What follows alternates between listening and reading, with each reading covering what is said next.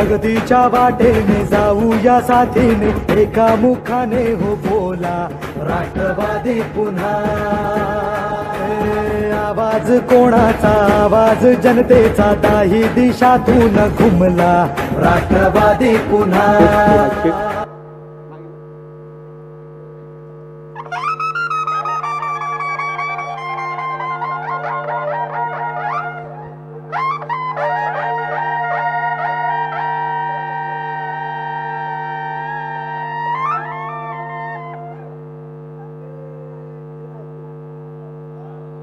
एकशे 51 बेलापूर विधानसभा मतदारसंघ महाविकास आघाडीची जाहीर सभा। या सभेप्रसंगी उपस्थित प्रदेश अध्यक्ष राष्ट्रवादी काँग्रेस पार्टी शरदचंद्र पवार साहेबांचा पक्ष माननीय जयंतरावजी पाटील साहेब,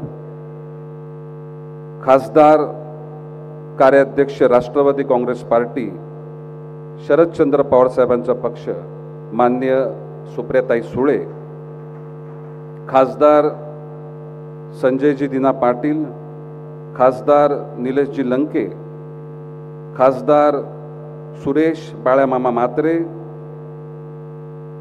काँग्रेस निरीक्षक ठाणे लोकसभा श्री संजीव जोसेफ, माजी महापौर जेडी सुतार साहेब, महिला सरचिटणीस भावना घाणेकर मॅडम, डॉक्टर प्राजक्ता मोडकर, विलासजी हुले, वंदना राजपूत, आबा दळवी, जिल्हाध्यक्ष चंद्रकांतजी पाटील, जिल्हा प्रमुख विठ्ठलजी मोरे, महिला जिल्हाध्यक्षा राष्ट्रवादी काँग्रेस पार्टी सौ सलुजा सुतार, जिल्हा संघटक रंजना शिंत्रे मॅडम, महिला अध्यक्षा काँग्रेस नवी मुंबई पूनम पाटील, कार्याध्यक्ष GS पाटील, उपजिल्हा प्रमुख अतुलजी कुलकर्णी, प्रभारी अरविंदजी नाईक,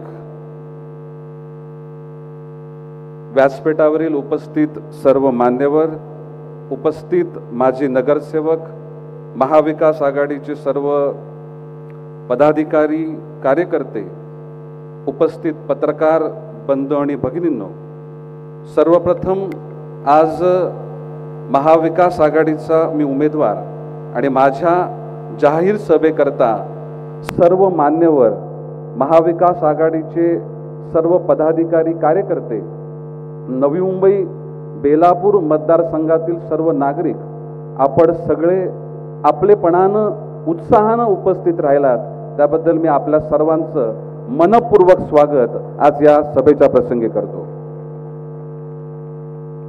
निर्माण झालेली परिस्थिती आणि या परिस्थितीच्या माध्यमातून नवी मुंबईच्या सन्मानाकरता, नवी मुंबईच्या सर्वांगीण विकासाकरता आपण ही निवडणूक लढली पाहिजे, अशा प्रकारची भावना बेलापूर मतदारसंघातील मतदार असतील, माझ्या समवेत काम करणारे कार्यकर्ते असतील, या सर्वांनी व्यक्त केली। निर्माण झालेल्या परिस्थितीमध्ये आपण कशा पद्धतीनं ही निवडणूक लढू याबाबत मनामध्ये विचार सुरू होते आणि अशाच वेळेस राष्ट्रवादी काँग्रेस पार्टी शरदचंद्र पवार साहेबांच्या पक्षानं, महाविकास आघाडीच्या सर्व प्रमुख नेत्यानं माझ्याप्रती विश्वास व्यक्त केला आणि मला बेलापूर मतदारसंघामधून ही निवडणूक लढण्याची संधी दिली, त्याबद्दल सर्व नेत्यांचं आणि सर्व पदाधिकाऱ्यांचं, कार्यकर्त्यांचं मी मनापासून आभार व्यक्त करतो। ही नवी मुंबईची बेलापूर मतदारसंघाची निवडणूक ही आपण नवी मुंबईच्या सर्वांगीण विकासाकरता आणि त्याचबरोबर आपल्या बेलापूर मतदारसंघाच्या सन्मानाकरता लढतोय। आज नवी मुंबई शहर, ज्या शहराचं नावलौकिक राज्यात नाही तर संपूर्ण देशामध्ये आहे, स्वच्छ शहर म्हणून या शहराची ओळख, राहण्यालायक शहर म्हणून या शहराची ओळख, हे शहर आता खेळणारं देखील झालेलं आहे। उत्सवांचं शहर म्हणून देखील या शहराला ओळखलं जातं.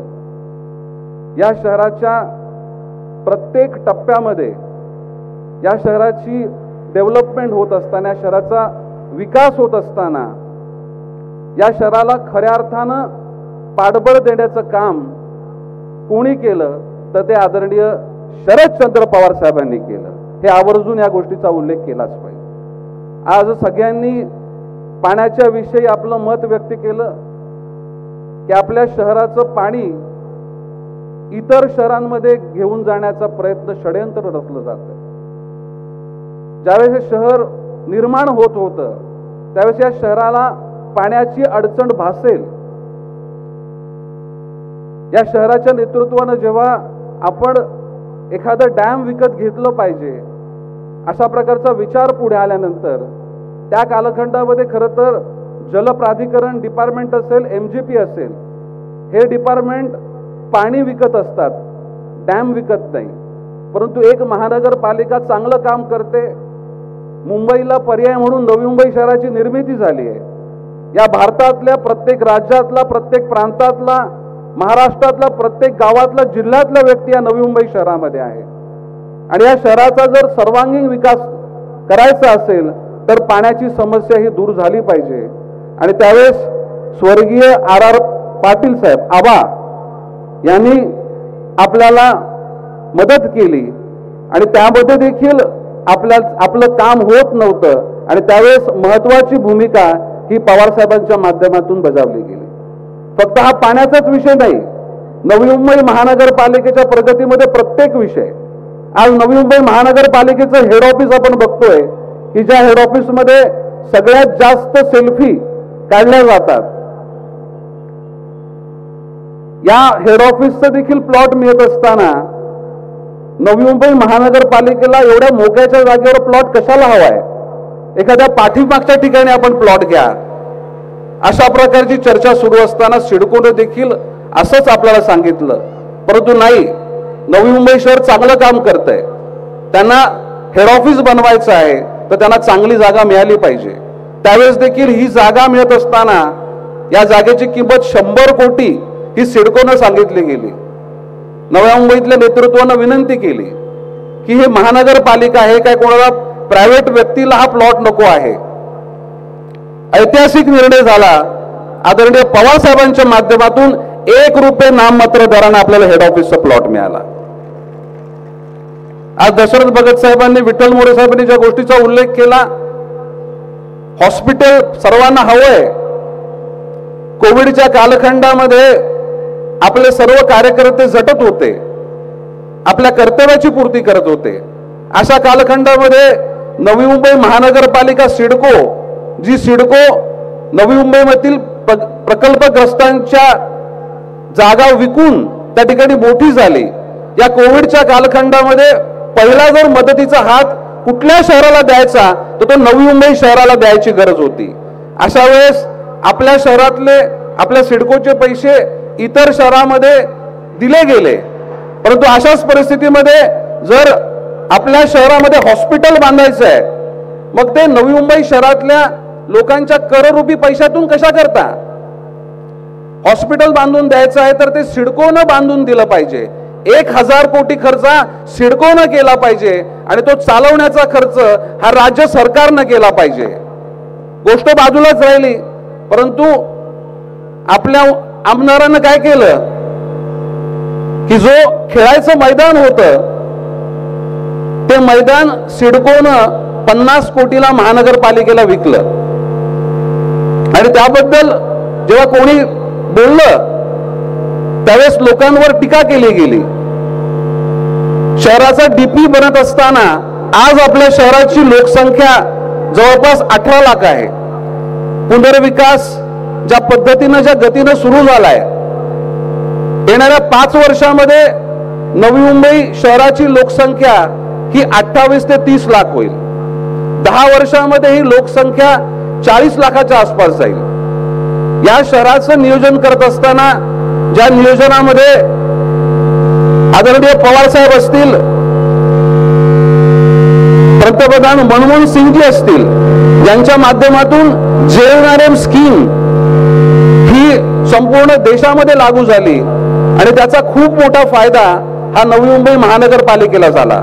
मी स्थायी समितीचा सभापती असताना आपल्या शहरामधला रेव्हेन्यू सोर्स आणि एक्सपेंडिचर जर आपल्याला मोठ्या प्रमाणामध्ये काम करायचं असेल तर आपल्याला राज्य सरकारची आणि केंद्र सरकारची मदत ही 100% लागेल। आणि त्यावेळेस या जेएनआरएमच्या स्कीमच्या माध्यमातून नवी मुंबई महानगरपालिकेचं 1200 कोटीचं बजेट हे 3400 कोटीपर्यंत पोहोचलं। केंद्र सरकारची मदत मिळाली म्हणून या शहरामध्ये आपण काम करू शकलो, परंतु हा वाढलेला एफएसआय पुनर्विकास तर झालाच पाहिजे, परंतु ज्या गतीने पुनर्विकास होतोय त्या गतीने शहराच्या सर्व सुविधा देखील वाढल्या पाहिजेत। पाणी आज आपल्याला खरं तर 2035 पर्यंत पाण्याचा तुटवडा यायला नको होता, परंतु आपल्या शहरातलं पाणी वळवण्याचा प्रयत्न केला। त्याचबरोबर आपलं शहर वाढत असताना गावं असतील, शहरं असतील, आपल्या शहरामधील MIDC भाग असेल, या सर्व भागामध्ये पार्किंगचे प्लॉट, समाज मंदिराचे प्लॉट, हॉस्पिटलचे प्लॉट, शाळांचे प्लॉट, गार्डनचे प्लॉट, मैदानांचे प्लॉट हे देखील आपल्याकरता राहणं हे तितकंच गरजेचं आहे। जर लोकसंख्या वाढत जाईल आणि जर सुविधा कमी होत गेल्या तर नवी मुंबई शहराचं त्या ठिकाणी वाटोळ व्हायला वेळ लागणार नाही। आणि अशा परिस्थितीमध्ये जेव्हा जेव्हा आपण नवी मुंबईच्या हिताच्या गोष्टींकरता आपली बाजू मांडली तेव्हा आपलं पद टिकावं, आपल्याला तिकीट मिळावं याकरता आमदारानं सातत्यानं चुप्पी साधली आणि कोणत्याही नवी मुंबई शहराच्या हिताकरता त्यांनी आपली बाजू मांडली नाही। आज खूप प्रश्न या नवी मुंबई शहरामध्ये निर्माण झालेले आहेत। आदरणीय शरदचंद्र पवार साहेब असतील, महाविकास आघाडी असेल, या सर्व घटकांनी या पक्षानं या शहराला खूप दिलं, या शहराला ताकद दिली। या शहराचे निर्णय होत असताना या शहराकरता चांगले निर्णय व्हावेत याकरता आपली भूमिका बजावली, परंतु या 2.5 वर्षाच्या कालखंडामध्ये आपल्या नवी मुंबई शहराची अधोगती झालेली आहे। आज आपल्याला पाणी कमी पडतंय, आपल्या शहरामधील प्लॉट विकले गेलेले आहेत। या प्रत्येकाला आपल्या शहराची काय वाताहत होते या गोष्टीचं यांना पडलंच नाहीये।